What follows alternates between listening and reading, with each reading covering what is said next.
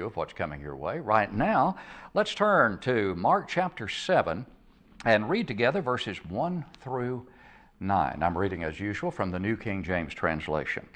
Then the Pharisees and some of the scribes came together to him, having come from Jerusalem. Now when they saw some of his disciples eat bread with defiled, that is, with unwashed hands, they found fault.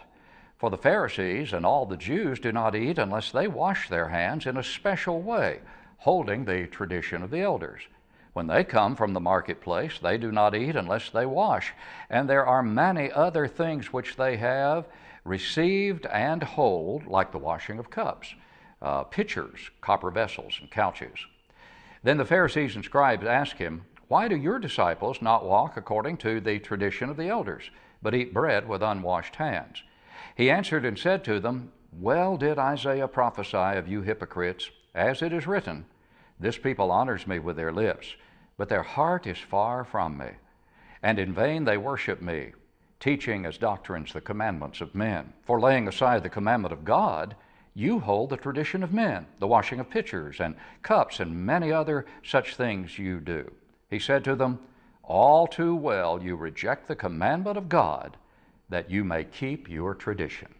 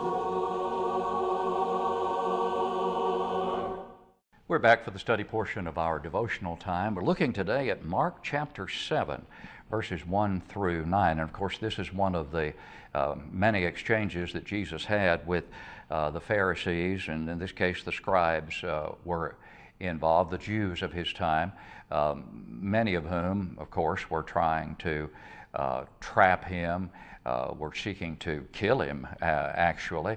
And so they came together from Jerusalem on this occasion. Some of them came to him, and when they saw, notice that the disciples of Christ were eating bread as they viewed it with defiled, that is, with unwashed hands, they found fault. Now, first of all, we need to say here that this was not a question of the Pharisees and scribes being concerned that the Pharisees were not maintaining good hygiene. This had nothing to do with cleanliness. It had everything to do with ceremony, not cleanliness. Ceremony based upon traditions, not the law of Moses, but traditions that had been added to the law by the ancient Jews, the elders who had passed those traditions down. And so Jesus had no time for these traditions. He was concerned about keeping the law of God, as were, of course, his disciples. But what the Pharisees were concerned about is that they were not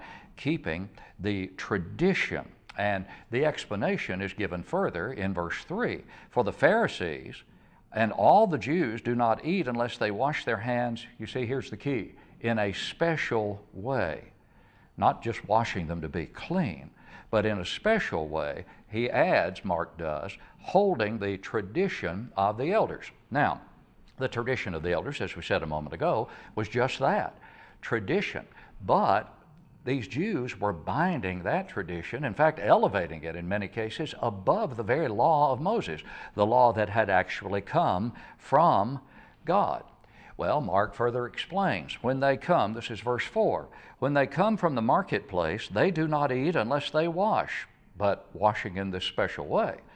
And there are many other things which they have received and hold, like the washing of cups, pitchers, copper vessels, and couches. Now, it's interesting that the word washing here is from the word baptism, baptismos, where we get the word for baptism, of course, which means what? Immersion.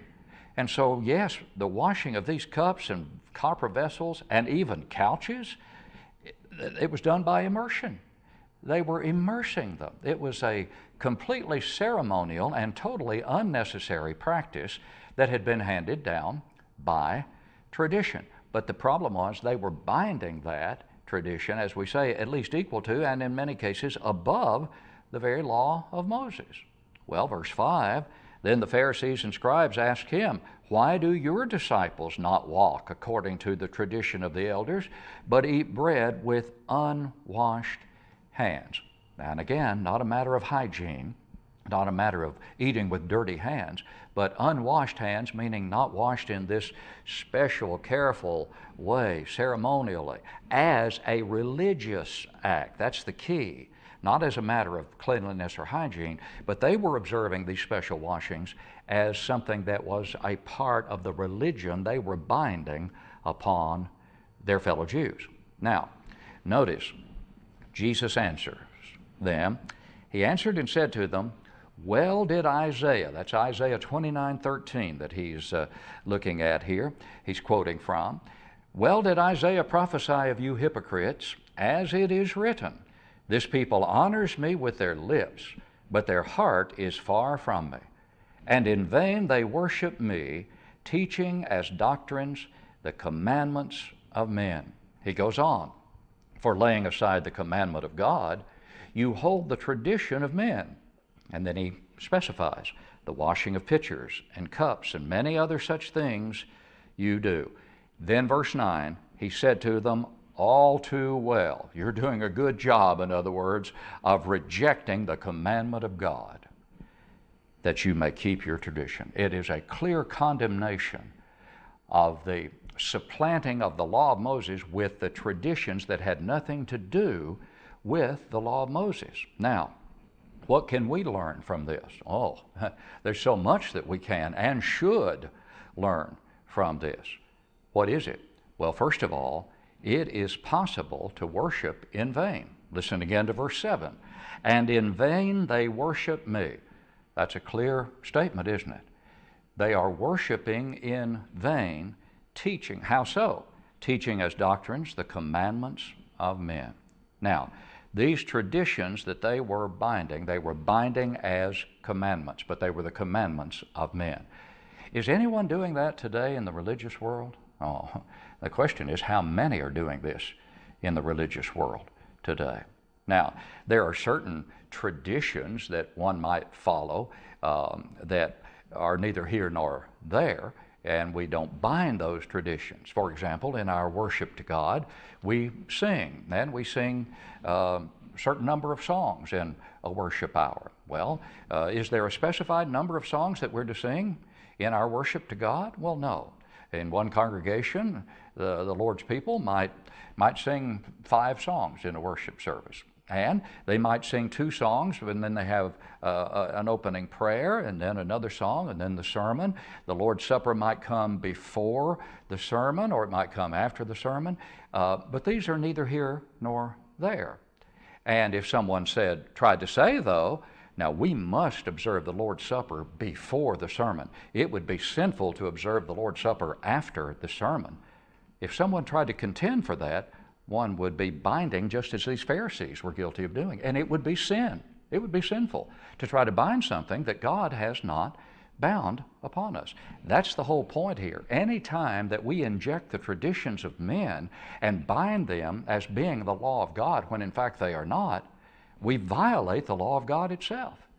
And that is such a sobering reminder from this text in which Jesus made it abundantly clear that one may worship in vain, and here's how: by teaching for doctrines the commandments of men. Down at verse 9, rejecting the commandment of God that you may keep your tradition. Well, it reminds us of what Jesus said to the Samaritan woman in John 4:24. God is spirit, and those who worship him must worship in spirit and truth. We must worship in spirit and truth. We must have the right attitude, that's spirit, but we must worship in truth, and that is as God has directed. And God, in the New Testament, through Christ, in his will, has given us the specific pattern for worship that pleases God. This text is such an important text and has definite relevance, tragically, to the very same practice going on in today's religious world that the Pharisees and scribes were guilty of here. Well, that's all the time we have for our devotional